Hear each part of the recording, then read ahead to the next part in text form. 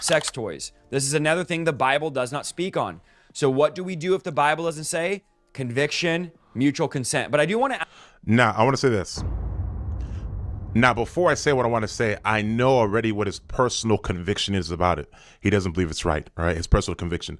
Now, when he says there's no mutual, when there's no clear Bible verse about this, and he's talking about consent and conviction, I would say this, right? Regarding sex toys, I believe it is a gateway for the demonic. I believe it's a gateway for adultery, a gateway for sexual immorality, and a gateway for you to lose natural desire for your spouse, where they cannot please you naturally, right? Because you have traded in or swapped in something else. Now the wife becomes completely dependent upon the toys. So she can't climax. So the man can't climax without an addition, which can naturally hinder the affection between the marriage. So I would say this: I believe sex toys come from the kingdom of darkness. I'm not gonna lie to you, right? I believe certain things should not be brought into the marriage bed, because it's one thing to explore your wife or your husband's body to a degree, and it's another thing to now jump through hoops and do all these different things, because you naturally with your body cannot please your husband. So you're gonna go ahead and get a dildo, and I'm sorry, I know we're grown adults here, but if you're children, get off here.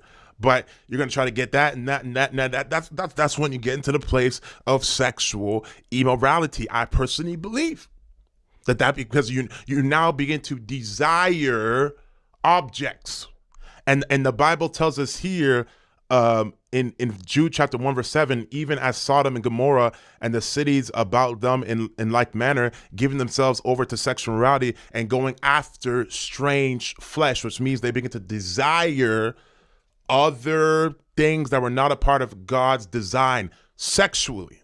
So if you start desiring for sex toys and you see a sex toy and you're like, oh my gosh, you use it on me, or bring that in there. No. You forgot the toy. I can't, it's not going to be good. I can't be pleased. Oh. This one is not about consent and conviction. It is the tool of Satan. So when you're home by yourself and your husband's not around, you're going to go into a closet and you're going to use that thing.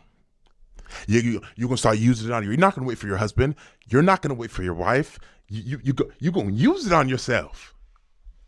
And then now when your husband comes home, your wife comes home, you're not going to look at them in a way of pleasure, because you found this thing, this robot, this vibrator, this thing that can get you to that experience that your husband can't get you to, and that struggles to get you to. That's why it's important to learn each other's body.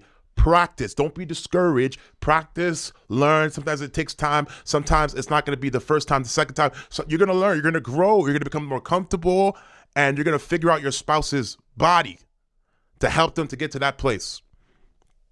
Right? So the whole toy thing, oh, no. But Isaiah does say his personal conviction is that it's wrong. But he's basically saying that because he doesn't have a Bible verse specifically, he's going to say conviction and consent, which is extremely, extremely fair. Ask questions. For those of you that use sex toys, these are the questions I would ask. Is this sex toy a shortcut to intimacy in my marriage?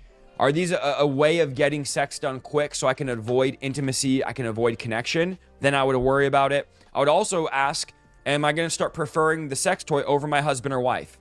Because we all know humans usually can't do what a sex toy can do. So there's now naturally, when you start using sex toys, you are naturally going to desire that toy over your spouse. Naturally. Because the point of interest in the marriage bed will now be the toys and not your woman's your husband's or your woman's figure, not the sexual organ, not the breasts, not the, whatever attracts you in the body. It's no longer going to be that, but it's going to be the third party. It's going to be what was introduced into the marriage bed. So that's where the experience is going to come from. And guys, that's why we see now where they have sex dolls. They have sex dolls where you can go and get a robot and just do all this stuff with it. It's the same thing with these toys. There's no difference. You are engaging with a robot with batteries. Lord have mercy. It's a danger when you start preferring the toy over your spouse. And I'm not talking about using a sex toy to masturbate. I'm talking about with your spouse. With your spouse. Again, the Bible doesn't speak on it, so we have to go by. With your spouse?